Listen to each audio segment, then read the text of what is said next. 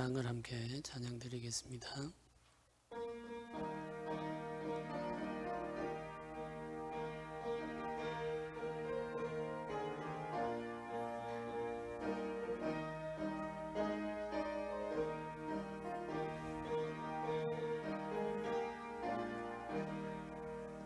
황무지가 장미꽃같이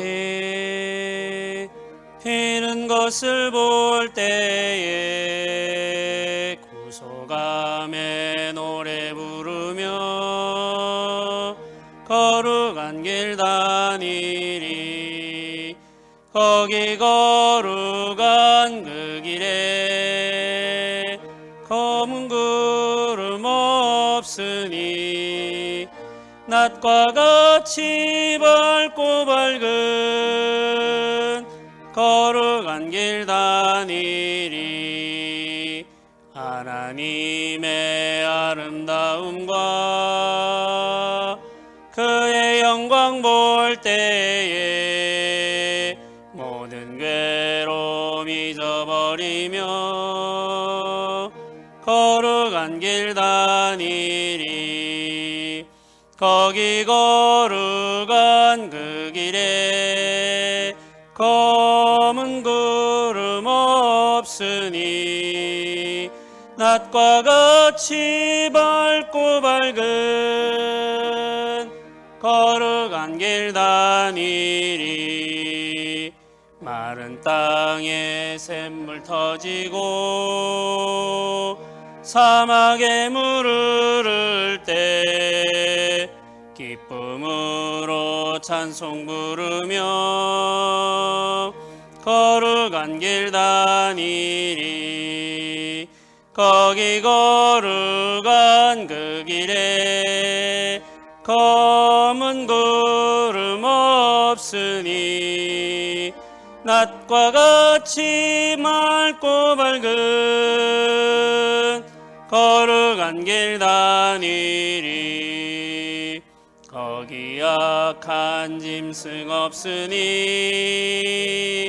두려울 것 없겠네. 평안함과 즐거움으로 거룩한 길 다니리. 거기 거룩한 그 길에 검은 구름 없으니 낮과 같이 맑고 밝은 거룩한 길 다니리. 거기 죄인 전혀 없으니 거룩한 자뿐이라. 주님 주신 면류관 쓰고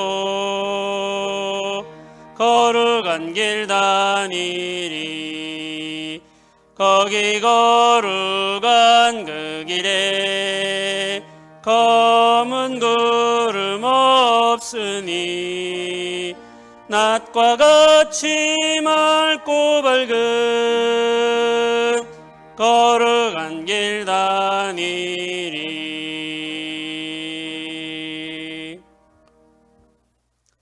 기도드리겠습니다. 황무지를 아름다운 꽃밭으로 바꾸시는 은혜로우신 하나님 아버지, 감사합니다. 우리가 살아가는 삶이 광야와 같고 우리가 만들어가는 모든 것들은 황무지와 같을 뿐임을 고백합니다. 우리가 가진 것으로는 이 땅을 아름답게 할 수 없고 복되게 할 수 없어 주께 나와 주의 은혜를 구하며 주의 도우심을 바라봅니다. 주 하나님 아버지여, 복을 내리시고 은혜를 내리시며 말씀과 성령으로 우리들 가운데 임하셔서 황무지와 같은 우리의 삶을 꽃밭으로, 의로운 나무로 가득한 숲으로 변화시켜 주시기를 소원합니다. 주 하나님 아버지께서 우리 가운데 찾아오셔서 말씀하시고 역사하시면 주의 의로우신 나라가 임하며 주의 의로우신 역사가 나타날 것을 우리가 믿고 바라봅니다. 주 하나님 아버지께서 우리를 사랑하시며 우리를 위하여 그 아들을 보내신 크신 사랑을 우리가 기억하며 감사드립니다. 오늘도 우리가 주 앞에 나와 주의 말씀을 듣고 주의 은혜를 기대하고자 하오니 주여 우리를 도우시고 우리 가운데 찾아와 주시옵소서. 아버지 하나님의 크신 은혜만이 우리를 새롭게 하심을 믿습니다. 주여 우리를 불쌍히 여기시고 우리 안에서 은혜로 일하시며 역사하여 주시옵소서. 온 교회가 주의 은혜를 바라게 하시며 주의 의로우심을 기대하게 하시며 우리 살아가는 삶과 함께 이루어가는 교회가 주의 다스림에 굴복하며 주의 말씀만이 충만하며 성령의 인도하심을 따르는 복된 교회가 되게 하여 주시기를 원하오며 모든 성도들이 한 마음으로 주의 음성에 귀 기울이며 순복하는 자가 될 수 있도록 주여 도와 주시옵소서. 주께 우리의 삶을 내어드리며 우리의 마음과 우리의 입술을 내어드리오니 주여 주장하여 주시옵소서. 감사드립니다. 예수님의 이름으로 기도드립니다. 아멘.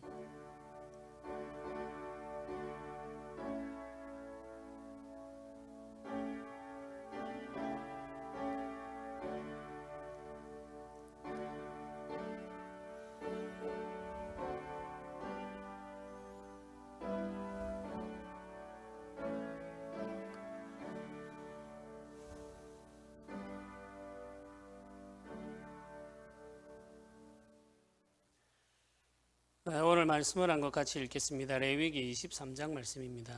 우리 23장 전체를 함께 볼 텐데 오늘 함께 읽을 본문은 1절부터 14절까지입니다.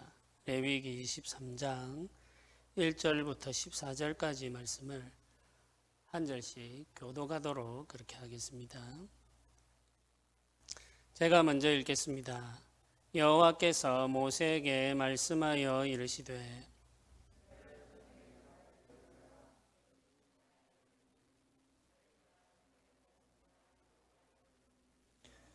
엿새 동안은 일할 것이요 일곱째 날은 쉴 안식일이니 성회의 날이라. 너희는 아무 일도 하지 말라. 이는 너희가 거주하는 각 처에서 지킬 여호와의 안식일이니라.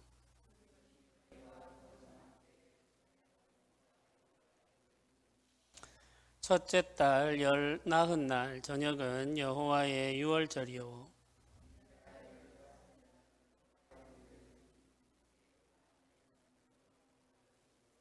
그 첫날에는 너희가 성회로 모이고 아무 노동도 하지 말지며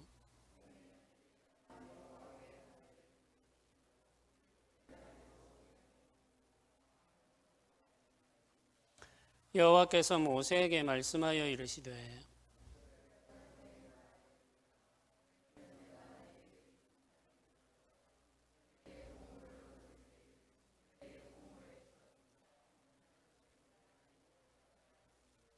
제사장은 너희를 위하여 그 단을 여호와 앞에 기쁘게 받으심이 되도록 흔들되 안식일 이튿날에 흔들 것이며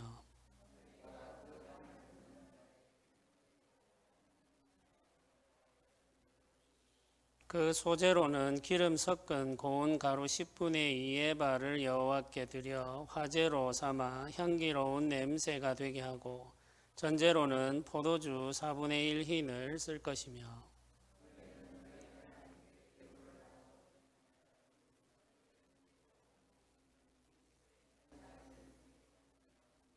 이는 너희가 거주하는 각 처에서 대대로 지킬 영원한 규례니라. 아멘. 이스라엘 백성들, 즉 언약 백성들은 거룩한 하나님과 동거하도록 부름을 받았습니다. 그래서 이 백성들이 애굽에서 자유하게 된 것은 하나님과 함께 살도록 하려는 하나님의 뜻이 있는 거죠. 그래서 하나님과 함께 하는 것이 사실은 이 백성들이 존재하는 이유라고 할 수 있겠습니다. 이 회막은 하나님이 거하시는 처소로서 백성들이 나와 하나님을 만나는 장소입니다. 그래서 회막이라고 이야기하죠. 성막이라고 이야기하면 이제 이 막이 가지고 있는 거룩함을 강조하는 표현인데 회막이라고 말하면은 백성들과 만나는 장소라는 의미를 강조하는 것입니다.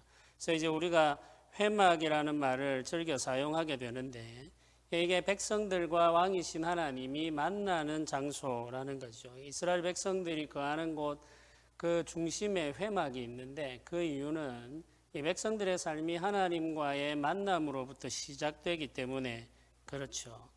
이 구약의 제사와 신약의 예배는 언약 백성들이 하나님을 만나기 위해 나오는 행위라고 할 수 있겠습니다. 하나님과 동거하도록 부름받은 언약 백성들은 정결해야 됩니다. 하나님이 거룩하시기 때문에 그렇죠. 언약 백성들은 하나님의 말씀을 따라 정결하게 살아가므로 하나님의 은혜를 지속적으로 누리며 살 수 있습니다. 이미 이 백성들이 은혜로 구원받아서 은혜의 백성이 되었는데 그 은혜를 누리며 그 은혜 안에서 살려면은 정결해야 된다는 거죠. 이게 하나님께서 우리에게 주시는 말씀의 가르침입니다. 구원받은 백성이라고 하더라도 그 구원받은 백성이 가지게 되는 복됨을 누리지 못할 수 있다는 거죠. 예를 들어서 사사시대의 삼손과 같은 사람은 하나님이 거룩하게 구별한 사사지 않습니까? 그러나 이 사람이 하나님의 말씀 안에 머물지 않으면 그 능력도 다 잃어버리고 비참한 상태로 살아가게 되는 것입니다.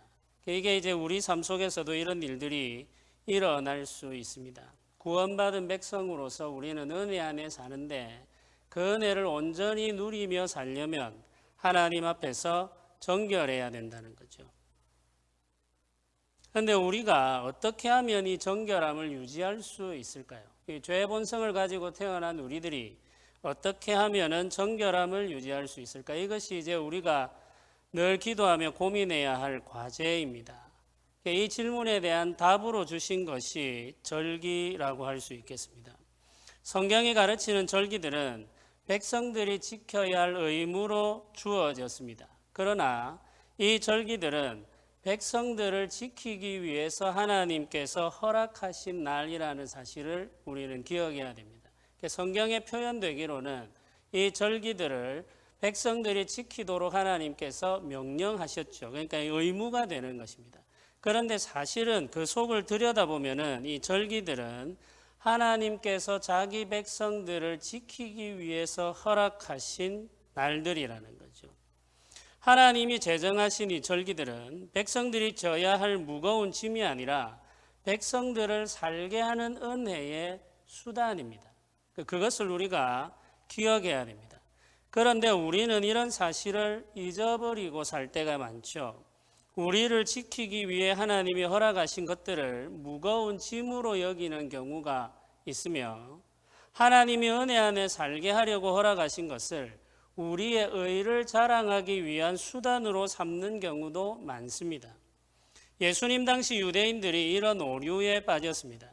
이 하나님께서 은혜의 수단으로 주신 절기를 지킴으로 인하여서 스스로 의롭게 된다고 생각을 한 거죠. 그래서 이제 그것을 가지고 자랑하려고 했단 말입니다. 그뿐만이 아니라 이 은혜의 수단으로 주신 절기들을 무거운 짐으로 만들어서 회중들이 지키며 살 수 없을 상태로 만들어버리기도 했다는 거죠.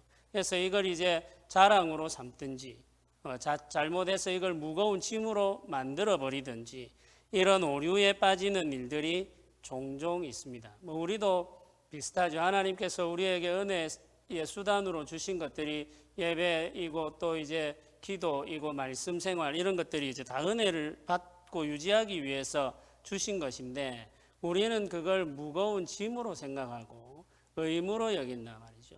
그렇게 함으로써 이제 우리가 은혜 안에 온전히 거하지 못하는 일들이 발생하게 되는 것입니다. 구약의 절기들은 하나님의 구원 역사를 담고 있습니다. 그걸 계시하고 있단 말이죠. 구약의 절기가 담고 있는 하나님의 구원 역사는 예수님 안에서 성취되었습니다. 그러므로 우리는 이 신약 시대에 살고 있는 우리는 이 구약의 절기들을 더 이상 지키지 않습니다. 그러나 구약의 절기들이 담고 있는 의미는 지금도 계속해서 남아있다는 사실을 우리는 기억해야 됩니다. 예수님 안에서 살아가는 우리는 구약의 절기가 담고 있는 의미가 실현된 삶을 살아가고 있는 거죠. 예수님 안에서 이 절기들이 계시하고 알려주는 의미가 실현된 상태로 우리의 삶을 살아가는 것입니다. 우리는 절기를 통해서 하나님이 베풀어 주시는 은혜를 기대하고 누리며 살아갈 수 있습니다. 구약의 성도들도 그러했고 우리는 더 분명하고 선명하게 그 은혜를 누리며 살 수 있는 것이죠. 이스라엘 백성들이 들어가서 살게 되는 땅 가나안은 여름과 겨울 두 계절로 이루어져 있습니다. 여름은 양력으로 4월부터 9월까지이고 겨울은 10월부터 3월까지입니다. 가나안의 겨울은 기온이 영상 5도 이하로 내려가는 일들이 거의 없어서 우리나라의 겨울과는 조금 차이가 있다고 할 수 있겠습니다. 봄과 가을은 구별하기 어려울 정도로 짧게 지나갑니다. 그러니까 이제 여름이 시작되기 전에 짧게 봄이 있고 여름이 끝날 때 짧게 가을이 있다 이렇게 생각을 하시면 되죠. 그런데 이제 뚜렷하게 구별되는 계절은 여름과 겨울입니다. 비가 오는 날씨를 중심으로 이 기후를 중심으로 이 한 해를 살펴보면은 우기와 건기로 구분을 합니다. 비가 오는 우기는 겨울과 겹쳐 있고 마른 날씨인 건기는 여름과 겹쳐 있습니다. 그래서 우리가 우기가 시작될 때인 10월, 이때 겨울이 시작되는데 10월에 내리는 비를 이른 비라고 하고 우기가 마칠 때인 3월에 내리는 비를 늦은 비라고 이야기합니다. 우리는 여름에 비가 많이 옵니다만 이스라엘은 우리와는 반대라는 말이죠. 가나안 땅에서 이루어지는 농사는 이른 비가 내릴 때 파종을 하고 늦은 비가 내릴 때 수확을 시작하게 됩니다. 곡식의 수확은 여름이 시작되는 시기인 봄에 이루어집니다. 그러니까 이제 겨울이 끝날 때 이제 수확이 시작된다는 거죠. 곡식은. 과일의 경우에는 이제 그 여름이 끝나는 가을에 마지막 추수를 하게 됩니다. 우리나라는 봄에 보리를 수확하고 가을에 벼를 수확하죠. 그런데 가나안에서는 밀과 보리가 주로 가꾸어서 수확하는 작물들인데 이 밀과 보리 모두 봄에 수확을 하게 됩니다. 가나안에 들어가 살게 될 이스라엘 백성들이 주식으로 사용하는 것은 밀입니다. 보리가 아니고 밀이죠. 보리는 가난한 사람들과 짐승의 사료로 주로 사용이 되었습니다. 그래서 이 보리는 사실은 이제 그 보통 사람들이 음식으로 즐겨 사용하는 것은 아니라는 거죠. 그 예수님께서 어린아이의 보리떡 5개라고 이야기할 때 그 보리떡은 굉장히 가난한 사람들이 먹는 음식이라고 생각을 하시면 되겠습니다. 하나님이 정한 절기들은 이 수확과 관련되어 있습니다. 곡물을 수확하는 봄과 과일을 거두어 들이는 가을에 이 절기들이 모여 있는 것이죠. 하나님이 제정하신 절기의 기본은 안식일입니다. 안식은 하나님의 창조 사역이 완성된 상태를 의미합니다. 안식일은 하나님의 창조 사역이 완성된 날을 기억하며 범죄함으로 인하여 잃어버린 그 안식이 회복되기를 기대하는 날이라고 할 수 있겠습니다. 안식일은 죄로 인하여 타락한 사람들이 구원을 바라보며 기다리는 날로 주어져 있습니다. 구원을 기다리는 사람들은 하나님이 허락하신 쉼을 누리며 이웃들에게 그 쉼을 선물하면서 그 안식의 날을 보내게 됩니다. 그러니까 이 안식의 날은 내가 쉬는 날이면서 동시에 이웃들과 나에게 속해 있는 모든 가축들을 쉬게 하는 날이라고 하겠습니다. 나와 나의 이웃 그리고 나에게 속한 모든 짐승들이 함께 쉬면서 구원의 날을 바라보고 기다리는 날이 안식일이죠. 이제 모든 절기의 중심에는 이 안식일이 있습니다. 안식일에 대해서 3절에 이렇게 기록합니다. 엿새 동안은 일할 것이요 일곱째 날은 쉴 안식일이니 성회의 날이라. 너희는 아무 일도 하지 말라. 이는 너희가 거주하는 각처에서 지킬 여호와의 안식일입니다. 아무 일도 하지 아니하고 일하도록 시키지 아니한 채 쉬면서 이 백성들이 하나님이 창조하여 허락하신 복된 날, 그 안식의 날이 다시 우리에게 오기를 기다리는 거죠. 그 날을 사모하며 기다리면서 하나님을 바라보는 날이 바로 안식일입니다. 그러니까 안식일은 구원을 바라며 기다리는 날, 창조 때 허락하셨던 그 안식, 죄로 인하여 우리가 잃어버린 그 안식의 날이 다시 회복되기를 간절히 갈망하면서 기다리는 날이 안식일입니다. 이 날은 은혜의 날인 거죠. 구원을 바라보는 날이고 구원을 경험하는 날이기도 합니다. 아직 우리에게 그 구원, 구약의 백성들의 입장에서 보면 아직 그 구원이 완전히 임하지 않았고 이루어지지 않았지만 스스로 일을 쉬고 일을 쉬게 함으로 하나님께서 우리에게 주실 구원을 미리 경험하며 살고 있는 거죠.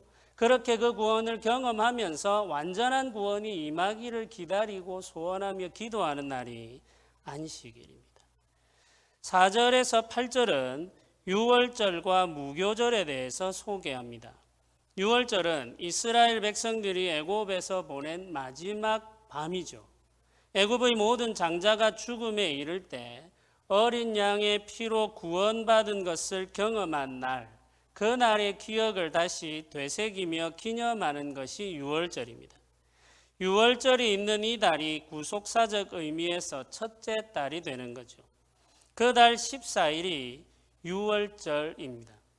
유월절 다음 날, 그러니까 이스라엘 백성들이 애굽에서 떠나온 날로부터 7일 동안이 무교절 기간이 됩니다. 그러니까 유월절은 하루가 되는 것이고 무교절은 일주일 동안 지키는 절기라고 할 수 있겠습니다. 그러니까 이제 마지막 애굽에서 보낸 마지막 밤은 유월절이고 애굽을 떠나온 첫날부터 일주일 동안은 무교절이 되는 것이죠. 이 무교절 기간 동안에는 누룩을 넣지 않은 빵을 먹게 됩니다. 급하게 애굽을 떠나야 했기 때문에 이 백성들이 누룩 없는 빵을 만들어 먹어야 했던 거죠. 그래서 그 누룩 없는 빵을 먹으면서 애굽을 떠나온 그때의 기억을 되새기면서 하나님의 은혜를 기억하며 보내는 시간이 무교절입니다. 이 유월절과 무교절을 설명하고 난 이후에 9절부터 14절에 첫 이삭을 하나님께 드리는 절기에 대해서 설명을 합니다. 10절을 보면 이렇게 기록하죠. 이스라엘 자손에게 말하여 이르라. 너희는 내가 너희에게 주는 땅에 들어가서 너희의 곡물을 거둘 때에 너희의 곡물의 첫 이삭 한 단을 제사장에게로 가져갈 것이요.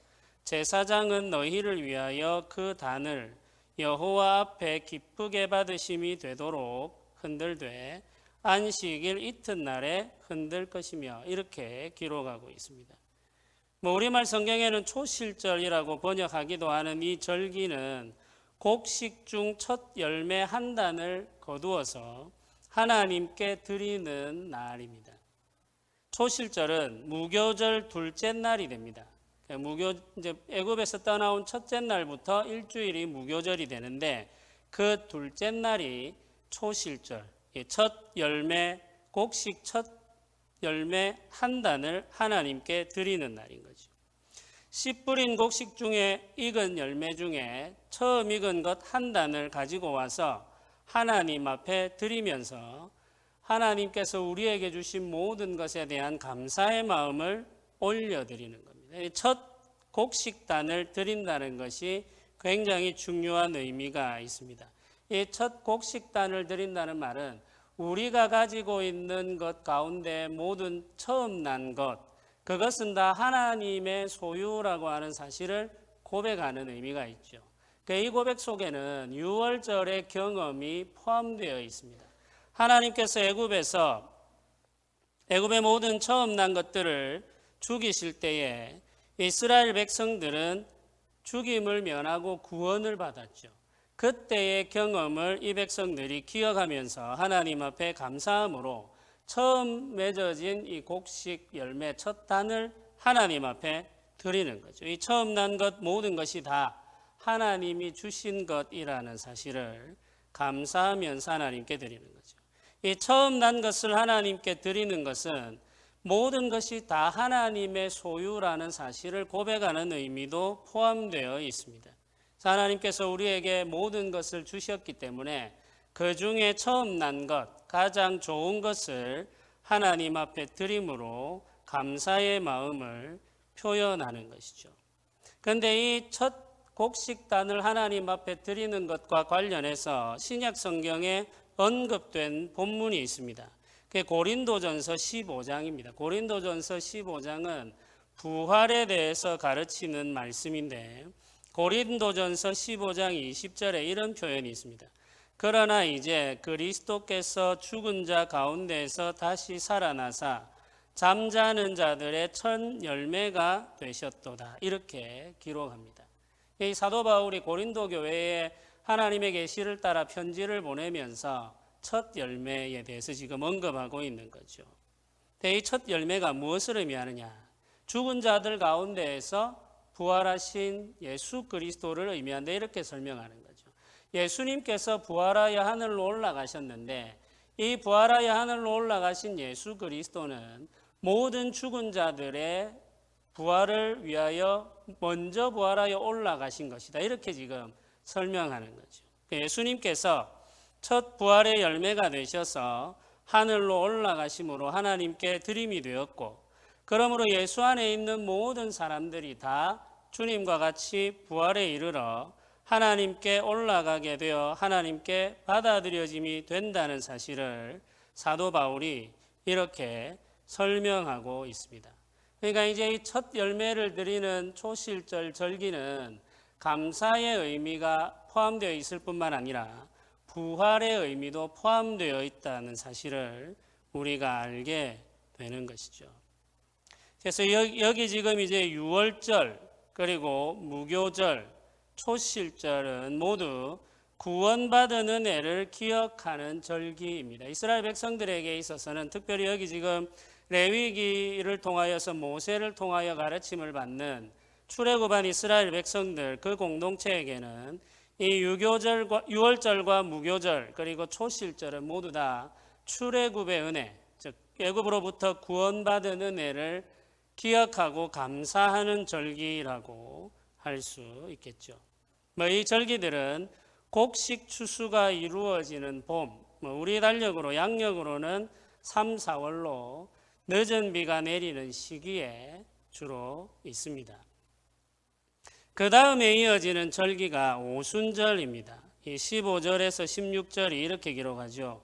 안식일 이튿날 곧 너희가 요제로 곡식단을 가져온 날부터 세어서 7 안식일의 수효를 채우고 7 안식일 이튿날까지 합하여 50일을 계수하여 새 소재를 여호와께 드리되 너희의 처소에서 10분의 2 에바로 만든 떡 2개를 가져다가 흔들지니 이는 고운 가루에 누룩을 넣어서 구운 것이요 이는 첫 요제로 여호와께 드리는 것이며 이렇게 기록합니다. 여기 지금 이제 오순절은 첫 열매를 드린 초실절 절기를 기준으로 계산을 합니다. 초실절 절기를 기준으로 계산해서 첫 열매를 드린 절기로부터 7 안식일을 지나간 날, 그날이 이제 그 다음 날이 이제 오순절이 되는 거죠. 날수로 계산하면은 50일째가 되는 날입니다. 50일째가 되는 날. 그래서 이제 이날 오순절 절기를 지키게 되는 거죠. 오순절, 우리는 이제 주로 오순절이라고 부르는 이 절기는 초실절로부터 7주를 보낸 후의 절기라고 해서 77절이라고 부르기도 합니다. 77절 혹은 오순절이라고 부르는데 이 절기를 다르게 표현하기도 하는데 이제 그렇게 부르면 이제 맥추절이라고 부르기도 하죠. 그러니까 이제 같은 절기를 가지고 여러 가지 이름을 지금 사용하고 있는데 그 의미가 조금씩 다르다는 말이죠. 오순절, 77절 혹은 맥추절이라고 부르기도 하는 이 절기가 다 같은 절기라는 것을 기억하시면 되겠습니다. 이 절기를 맥추절이라고 부르는 것은 이때 이제 보리 추수가 시작되기 때문에 그렇다. 보리 추수가 이루어지기 때문에 그렇다. 이렇게 생각하시면 되겠습니다. 그런데 이 시기에 수확하는 작물은 보리만 있는 것은 아닙니다. 사실은 이제 밀도 이때 수확을 함께 하게 되는 거죠. 그래서 곡물을 수확하는 시기에 이 절기를 지키게 됩니다. 구약 시대에는 이 절기를 주로 77절이라고 불렀습니다. 그런데 구약의 마지막 선지자인 말라기가 하나님의 말씀을 전한 이후에는 오순절이라고 하는 용어를 더 즐겨 사용했다 이렇게 말하기도 합니다. 신약 성경에는 이 날을 주로 오순절이라고 말하죠. 그 이유가 말라기 선지자 이후부터는 이 백성들이 이 절기를 오순절이라고 불렀기 때문에 그런 전통이 이어져 오고 있는 것이죠. 그래서 우리도 이제 이 시기를 오순절이라고 이야기하고 신약의 교회는 이 날을 성령 강림주일로 지키게 됩니다. 그래서 우리가 이제 알고 있는 성령 강림절이 오순절이고 구약의 절기로 이야기하면은 77절 혹은 맥추절이라는 사실을 알게 되는 거죠. 그러니까 이제 이 77절, 그 오순절은 성령 강림과 관련되어 있는 절기라는 사실도 우리가 기억해야 되겠습니다. 하나님께서 유월절, 무교절, 초실절 이런 절기를 이제 보내면서 구원받은 은혜에 대한 감격과 감사를 기억하게 하죠. 그리고 부활의 역사를 기대하게 합니다. 오순절에 이르러서는 성령 강림과 교회 역사의 시작에 대한 기대와 소망을 품게 합니다. 하나님 나라의 회복에 대한 기대죠. 성령께서 임하셔서 그 백성들을 움직이시고 새롭게 하시는데 이때로부터 시작되는 새로운 하나님 나라의 역사, 그 역사를 기대하게 하는 절기가 오순절이라고 할 수 있겠습니다. 그 다음에 나오는 절기가 나팔절과 속죄일 그리고 초막절입니다. 이 절기들은 모두 6월절로부터 계산하면은 7째 달에 있는 절기들입니다. 양력으로는 9월에서 10월, 이른비가 내리는 시기로 계절로는 가을이라고 할 수 있겠습니다. 나팔절은 7째 달 첫날로 모든 일을 중단하고 성회로 모입니다. 이 나팔절이 6월절을 기준으로 하면은 7째 달 첫날이 됩니다.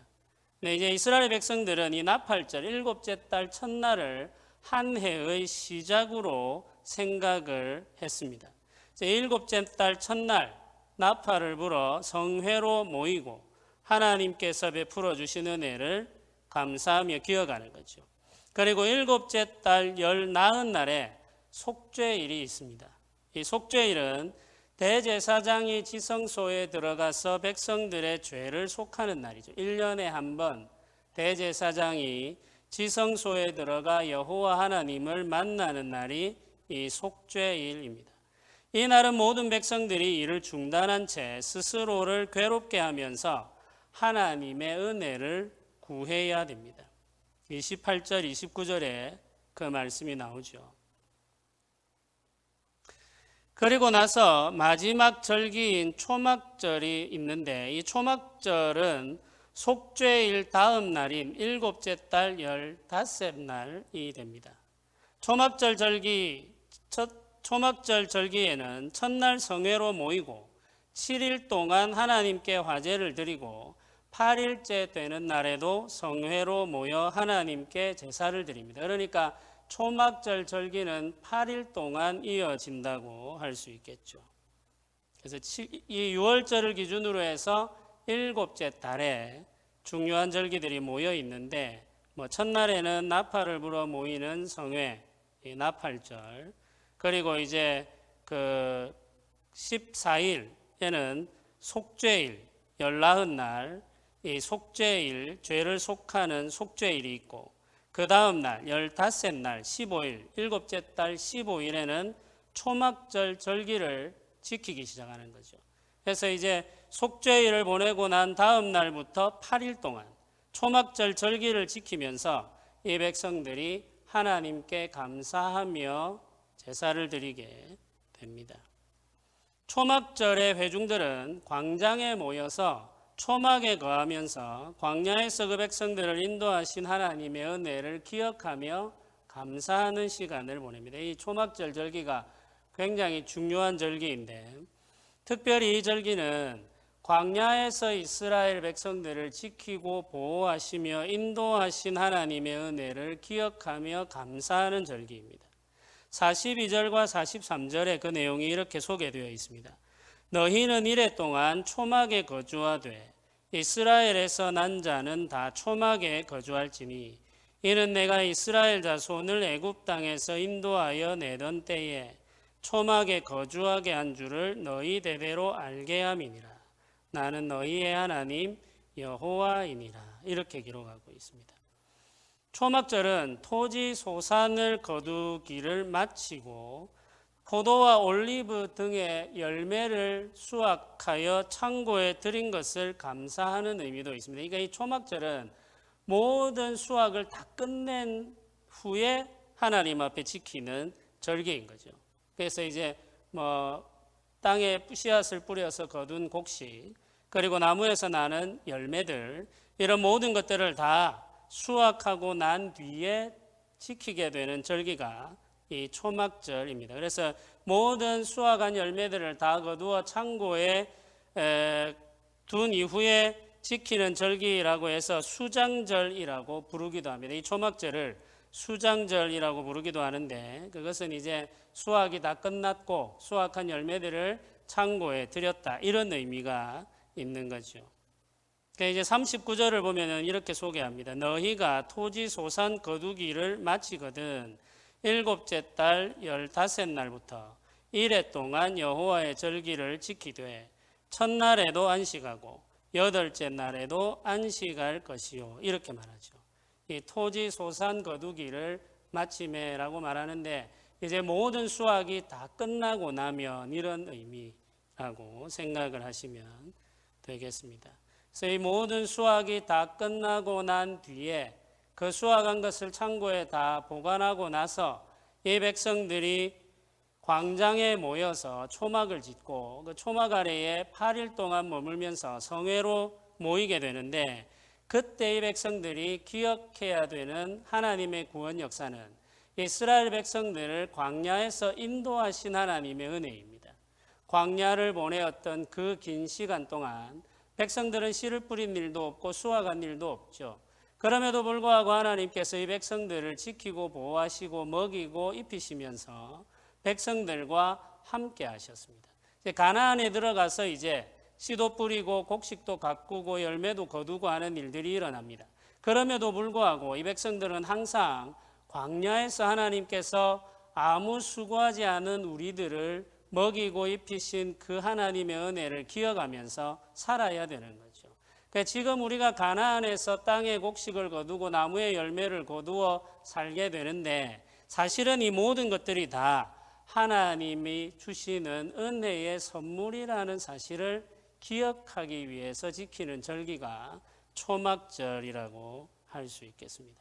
지금 우리가 열심히 농사 짓고 열심히 나무를 가꾸고 포도도 가꾸고 올리브도 가꾸고 무화과도 가꾸고 보리도 가꾸고 밀도 가꾸고 우리가 땀 흘려 수고해서 거두는 것인데, 그러니까 이건 우리가 수고해서 얻은 것이지 이렇게 생각하고 살면 안 된다는 이야기죠.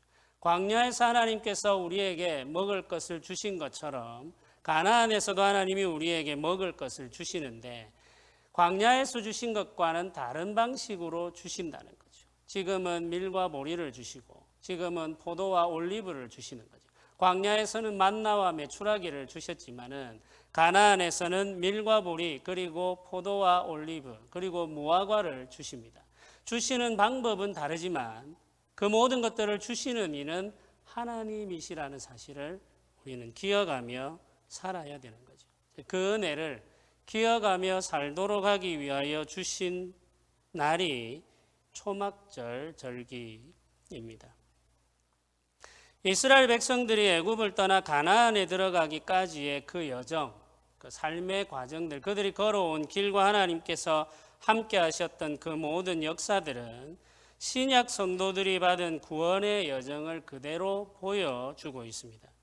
특히 하나님이 제정하신 이 절기들은 구원 역사를 설명하는 역할을 하고 있죠. 회중들은 절기들을 지키면서 구원의 은혜를 기억할 뿐만 아니라 새로운 소망을 마음에 품게 됩니다.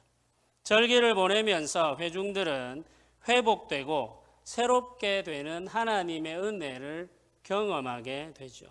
과거의 역사를 기억하고 감사하는 그 시간들에 하나님께서 새로운 은혜를 부어주신다는 겁니다. 우리가 과거에 우리가 받았던 은혜, 과거에 우리가 경험했던 그 구원의 역사, 과거에 우리가 경험했던 그 사죄하셨던 은혜, 우리가 죄로부터 노임을 받았을 때 경험했던 그 자유함, 그 기쁨, 그 평화, 이런 것들을 우리가 되새겨 기억해야 되는 이유가 무엇이냐 하면은 그때의 순간을 기억하고 회상할 때 하나님께서 오늘 우리에게 그때와 동일한 은혜를 부어주신다는 것입니다. 그걸 우리가 경험하며 살아야 되는 거죠. 그래서 매주일마다 우리가 예배하는 자리에 나와서 이미 이루어진 일들에 대해서 계속해서 말씀을 듣습니다. 성경에 기록되어 있는 어떤 본문이든 우리가 펼쳐 설명하게 되면 그건 다 이미 이루어진 일에 대한 설명입니다. 하나님께서 과거 이스라엘 백성들 가운데에서 이루으셨던 구원의 은혜를 설명하는 거죠. 그 구원의 은혜를 우리가 다시 회상하는 이유는 그 구원의 은혜를 우리가 다시 회상할 때 그 회상하는 사람들이 살아가는 지금 그때 주어졌던 은혜가 우리에게 다시 주어지기 때문에 그런 것입니다. 과거에 주셨던 그 은혜를 기억함으로 오늘 우리에게 동일한 은혜가 주어지기를 기대하는 것이죠. 과거에 하나님께서 광야에서 이스라엘 백성들을 인도하셨던 것을 기억함으로 오늘 광야와 같은 삶을 사는 우리들을 하나님께서 인도하실 것을 기대하는 거죠. 그런 기대를 가지고 하나님을 의지하고 살아가는 성도들에게 하나님께서 은혜를 베풀어 주시는 거죠. 유월절 제사를 드리는 그 백성들도 마찬가지입니다. 유월절 절기를 지킬 때 이 백성들은 아무 공로 없이 용서받고 구원받은 그 은혜를 기억하게 됩니다. 그 은혜를 기억할 때 지금 살아가는 이 역사 속에서도 아무 공로 없이 우리를 구원하며 인도하시는 그 하나님의 은혜를 경험하게 되는 거죠. 반복하여 경험하게 되는 것입니다. 범죄한 우리를 어린 양의 피로 용서하시고 다시 회복시키셔서 자녀로 살게 하시는 그 크신 은혜, 그 은혜가 우리와 함께 한다는 사실을 기억하는 것입니다. 그 은혜가 나와 함께하고 그 은혜가 우리의 이웃들과 함께 한다는 사실을 기억하며 감사하며 그 은혜를 누리며 살아가는 것이죠. 신약 시대의 교회는 구약의 절기가 담고 있던 의미를 예수님 안에서 누리며 살게 되어 있습니다. 우리를 구원하신 은혜, 부활의 첫 열매가 되신 예수 그리스도. 우리는 이미 어린 양의 피보다 훨씬 더 값진 예수 그리스도의 피로 구원받았죠. 구약의 백성들은 희미하게 볼 수밖에 없었던 부활의 소망을 우리는 분명하게 알고 있습니다. 하나님께서 우리를 지금도 인도하고 계시다는 사실도 성령의 은혜로 말미암아 경험하며 살아가고 있죠.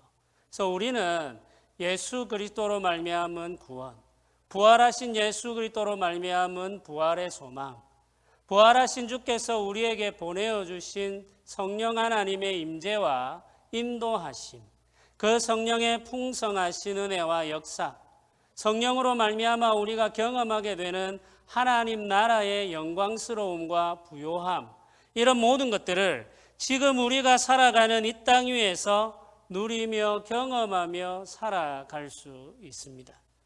하나님은 우리가 그 은혜를 누리기를 원하시고 그 은혜 안에 살기를 원하시는 거죠.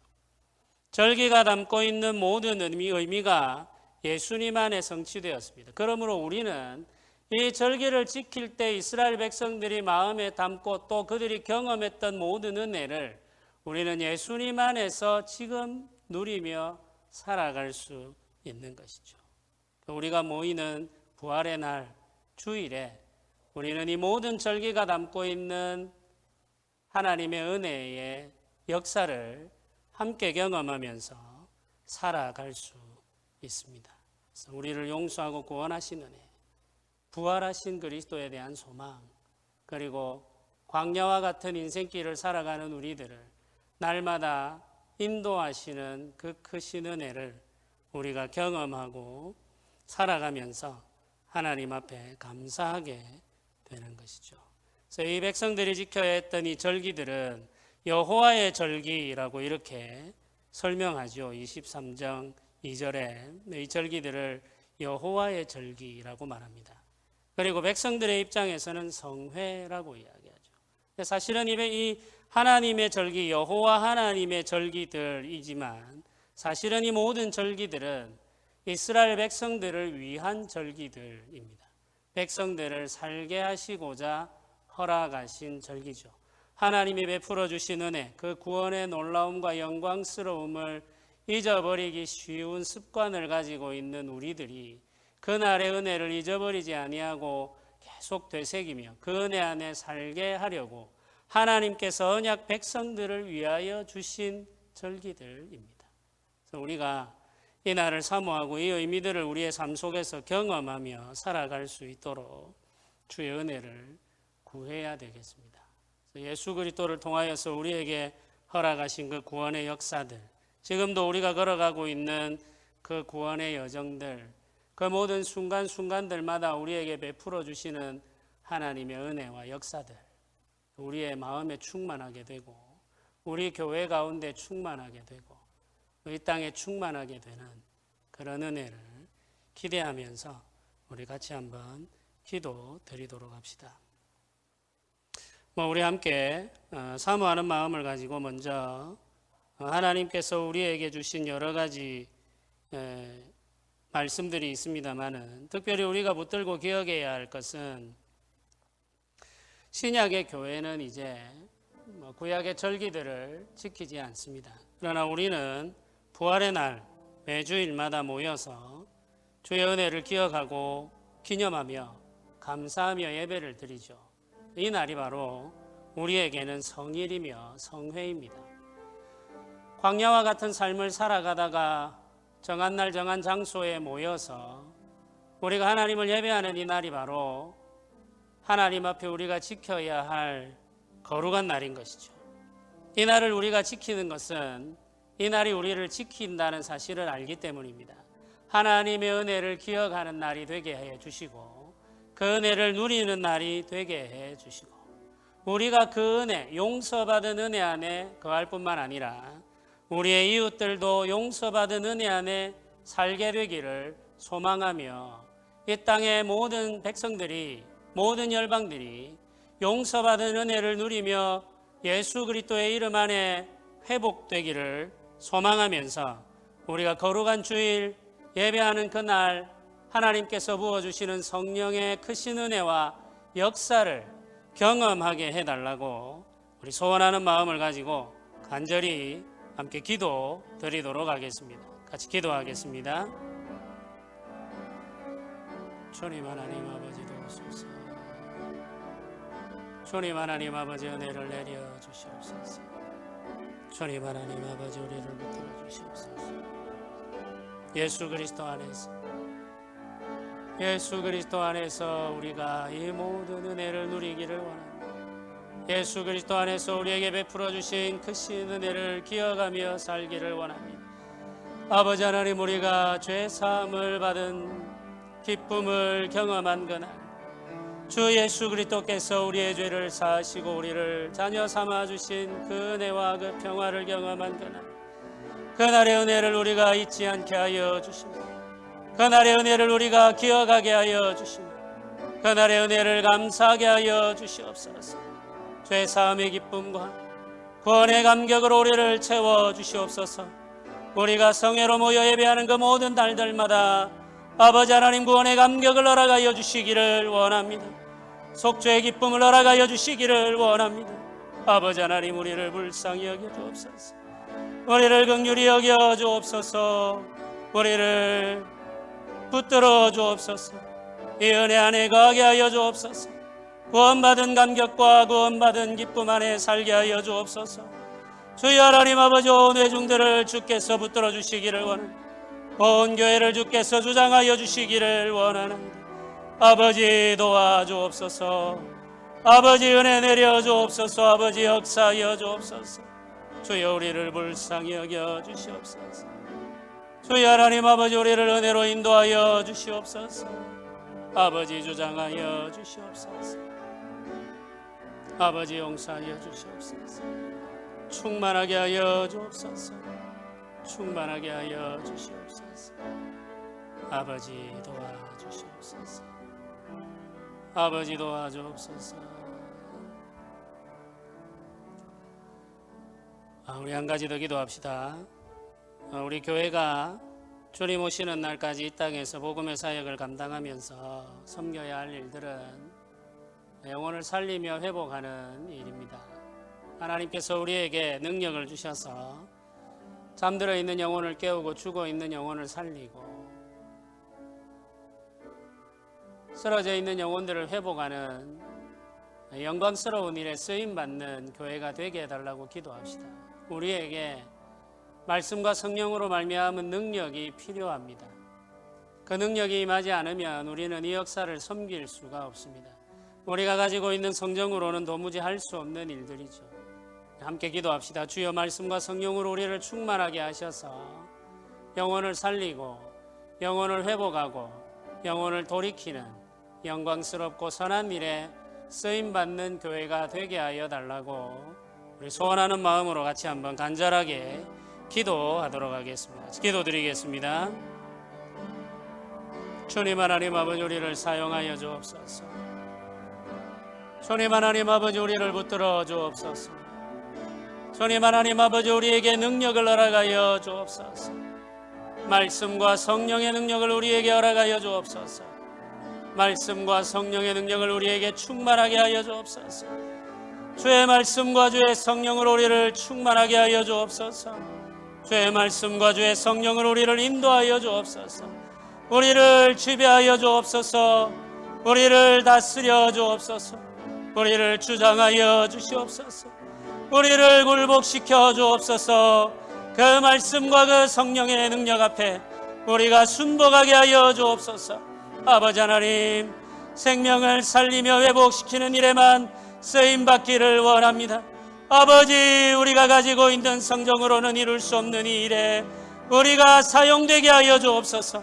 아버지여 도우소서. 아버지여 역사하여 주옵소서. 우리를 붙들어 주옵소서. 우리를 주장하여 주옵소서. 우리를 통하여 일하여 주옵소서. 생명을 살리며 영혼을 회복하는 영광스러운 일에, 이 선한 일에 우리가 쓰임받게 하여 주옵소서. 아버지 하나님, 우리를 도우소서. 주의 교회를 붙들어 주옵소서. 주의 교회를 주장하여 주시옵소서. 아버지 도와주옵소서. 아버지 역사하여 주시옵소서. 주님 은혜를 베풀어 주시기를 원합니다. 아버지 도와주옵소서.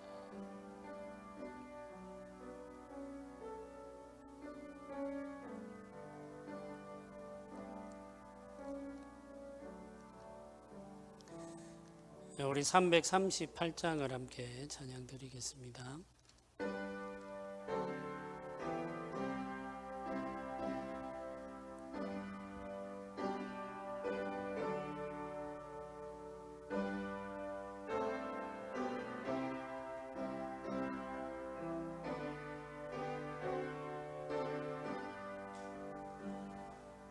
내 주를 가까이 하게 함은 십자가 짐 같은 고생이나 내 일생 소원은 늘 찬송하면서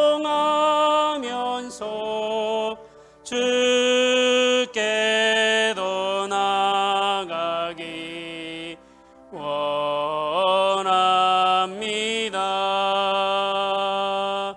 내 고생하는 것 옛 야곱이 돌베개 베고자 갔습니다. 금에도 소원이 늘 찬송하면서 주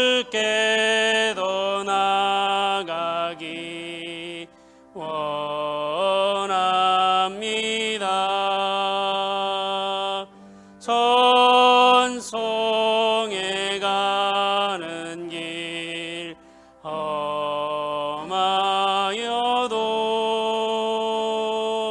생명길 되나니 은혜로다. 천사 날 부르니 늘 찬송하면서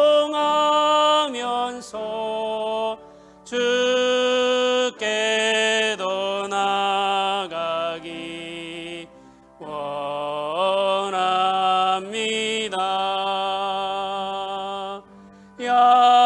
야곱이 잠 깨어 일어난 후 돌단을 쌓은 것 본받아서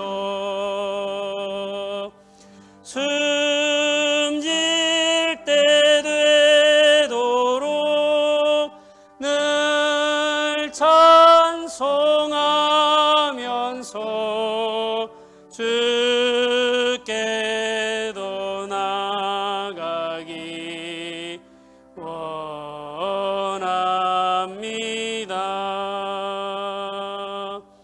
아멘.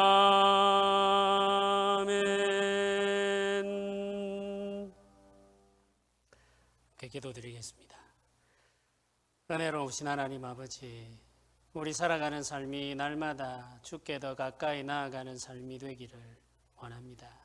주께서 허락하신 거룩한 날, 예배하는 그날을 매일매일 보낼 때마다 우리가 주께 더 가까이 나아가 주의 뜻을 더 분명하게 깨닫고 그 뜻 아래 우리를 순복하게 하며 주의 뜻 이루어가는 삶을 살아갈 수 있기를 소원합니다. 그러나 우리가 바라고 소망하는 그 삶은 십자가 지는 것과 같은 고난의 삶이라는 사실을 우리가 알고 있습니다. 그래서 때때로 우리가 저항하며 때때로 우리가 거부하며 하나님의 말씀을 온전히 이루는 것을 열망하기보다는 적당히 우리의 마음에 맞게 우리의 소원을 이루는 데 안주할 때가 많습니다. 주여 우리를 불쌍히 여겨주시고 우리를 긍휼히 여기시며 주의 은혜로 인도하여 주시고 말씀과 성령으로 충만하게 하셔서 주의 말씀을 따라 행하는 일에 부족함이 없는 우리와 온 교회가 되게 하여 주시기만을 소원합니다. 주님 오시는 그날까지 우리가 힘쓰고 애써 주의 기뻐하시는 삶을 살아가기만을 소원하며 기도하며 주 오실 그날을 예비하기를 원합니다. 주여 온전한 삶을 열망하며 온전한 교회를 꿈꾸며 주 앞에 살아가게 하여 주시옵소서. 주의 기뻐하시는 교회를 이루는 것이 고난의 길임을 우리가 기억하며 주의 말씀과 성령의 은혜를 의지하여 행하고자 하는 성도들이 더 많아지게 하여 주시옵소서. 우리의 마음을 찌르는 듯한 고통 속에서도 주의 말씀에 순복하기를 소원하며 살아가는 성도들이 많아지게 하시고 부족한 종들이 하나님의 말씀을 전하며 가르치지만 부족한 것이 너무 많아 주 앞에 부끄러울 때가 많습니다. 주여 심장을 찌르는 듯한 고통 속에서도 온전히 주의 말씀을 따르고자 하는 열심을 버리지 않도록 지키시며 그 말씀 아래 복종할 수 있도록 도와 주시옵소서. 주께서 온 교회를 붙드시기를 간절히 소원하오며 우리 주 예수님의 이름으로 기도드립니다. 아멘. 지금은 우리 주 예수 그리스도의 은혜와 하나님의 크신 사랑과 성령의 교통하심이 주께서 허락하신 날들을 보내면서 주의 뜻을 이루기를 소원하는 주의 백성들의 머리 위에 지금부터 영원토록 함께 있을지어다. 아멘.